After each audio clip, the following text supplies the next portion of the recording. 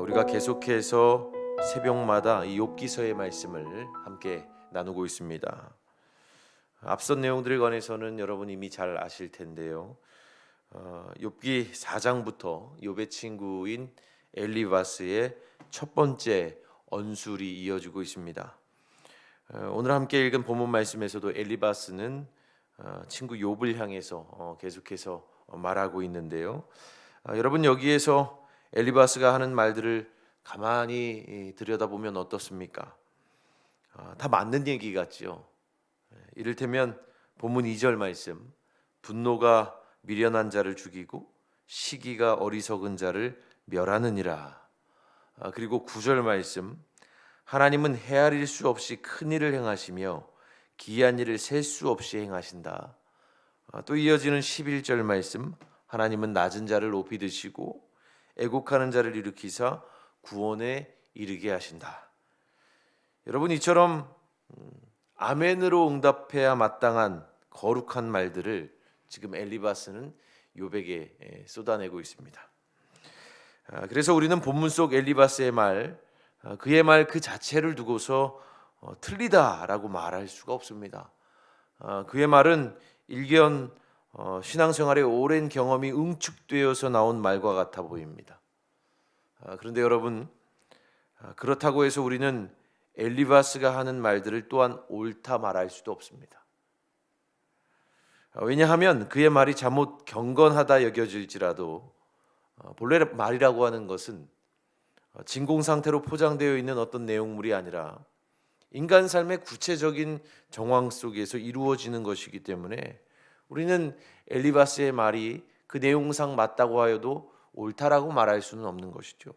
그러니까 말하자면 말의 내용도 내용이지만 그 말이 오가는 상황이 더욱 중요하다는 것입니다. 여러분 아주 작은 예를 들어보자면 아주 작고 단순한 예인데요. 우리가 재롱을 부리는 아기에게 잘한다 잘한다 하지 않습니까? 그런데 누군가가 도둑질을 한 아들에게 잘한다 잘한다라고 말한다면 그 순간 그것은 같은 말일지라도 옳지 않은 말이 되는 것이죠. 그러니까 문제는 잘한다는 말 그 자체가 아니라 그 말을 어떤 구체적인 상황 속에서 어떤 인간 삶의 정황 속에서 할 것인가, 바로 이 문제가 정말로 중요하다는 것입니다. 그래서 여러분 잠언의 지혜자도 경우에 합당한 말이 아로새긴 은쟁반의 금사과와 같다 이렇게 말하지 않았습니까? 경우에 합당한 말이 중요하다는 것이죠. 그죠? 말의 내용이 그럴듯한 것이 중요한 것이 아니라 경우에 합당한 말, 그 상황에 알맞는 말이 참으로 중요하다는 겁니다.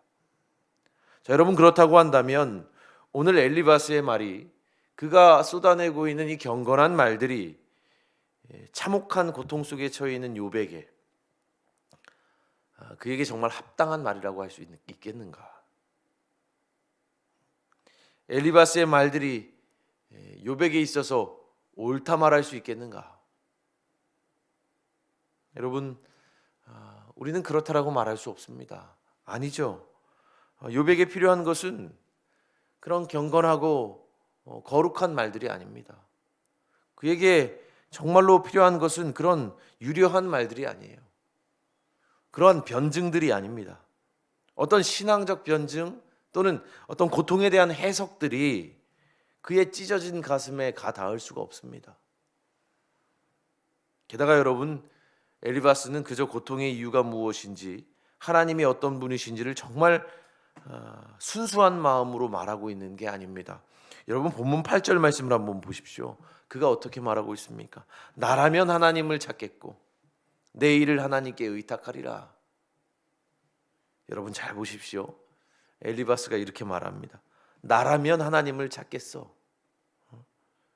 그래서 내 일을 하나님께 의탁하겠어 하고 말이죠. 자, 이처럼 엘리바스가 욥을 향해 한 이 말의 저변에 깔려 있는 생각은 무엇입니까? 언중언이라고 하죠. 말 안에 말은 또 무엇입니까?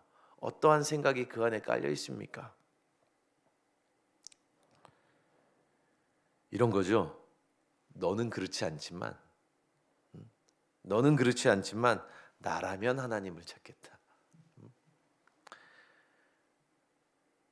나라면 하나님께 의탁하겠다. 너는 그렇지 않지만 나는 그렇게 하겠다. 이처럼 엘리바스의 말에는 욥을 향한 일정 정도의 정죄와 훈계의 의미가 담겨져 있다고 말할 수 있습니다. 이런 말이 어찌 욥의 가슴에 가닿을 수 있겠습니까? 나라면 이렇게 하겠어. 이런 말들이 극심한 고통의 자리에 서 있는 사람의 마음에 과연 이르겠습니까? 이런 말은 정말 이제 아무런 소용이 없죠. 여러분 이제껏 살아오시면서 이런 말을 들으신 적이 있지 않으십니까? 가장 가까운 이로부터도 이런 말들을 들어오지 않으셨습니까? 나라면 이렇게 하겠단 말이죠. 왜 당신 그렇게 하냐 말입니다. 그게 마음의 위로가 되든가요? 오히려 이런 말을 들으면 들을수록 듣는 이의 가슴에 불을 지르고 저항감을 불러일으키는 말, 바로 이러한 말 아니겠습니까?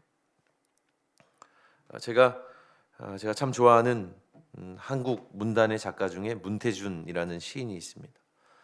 대학 시절에 그분 시 낭독회를 따라다닐 정도로 좋아하는 작가인데 그분의 작품 가운데 제가 참 좋아하는 시가 하나 있습니다. 평상이 있는 국수집이라는 제목의 시입니다. 여러분 한번 들어보시죠. 이런 시입니다. 평상이 있는 국수집에 갔다. 붐비는 국수집은 삼거리 슈퍼 같다. 평상에 마주 앉은 사람들 세월 넘어온 친정 오빠를 서로 만난 것 같다. 국수가 찬물에 헹궈져 건져 올려지는 동안 쯧쯧쯧쯧 쯧쯧쯧쯧 손이 손을 잡는 말, 눈이 눈을 쓸어주는 말. 병실에서 온 사람도 있다. 식당 일을 손 놓고 온 사람도 있다.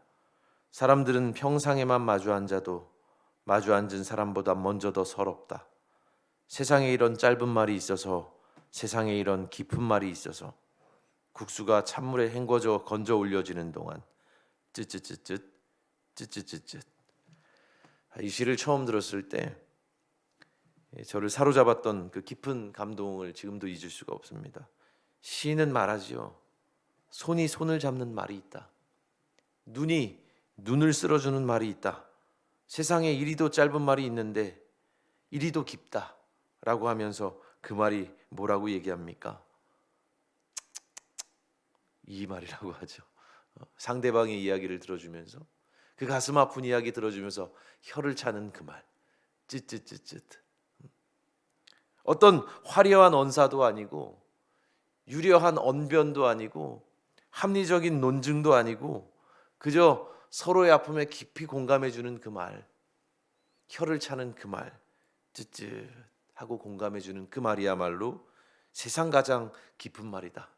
시인은 이야기하고 있는 것이죠. 저는 우리의 언어가 이처럼 누군가의 생채기 난 가슴에 정말로 가닿을 수 있는 그런 진실한 말이 되기를 소원합니다. 경건한 것처럼 보이는 말이 또는 귀에 들리기에 거룩하게 들리고 아름답게 들리는 말이 살아있는 말 아닙니다. 진정 살아있는 말은 단지 옳거나 아름답거나 하는 것이 아니라 지금 아파하는 그 사람의 아픔에 깊이 공감하는 말입니다. 그것이야말로 살아있는 말이죠.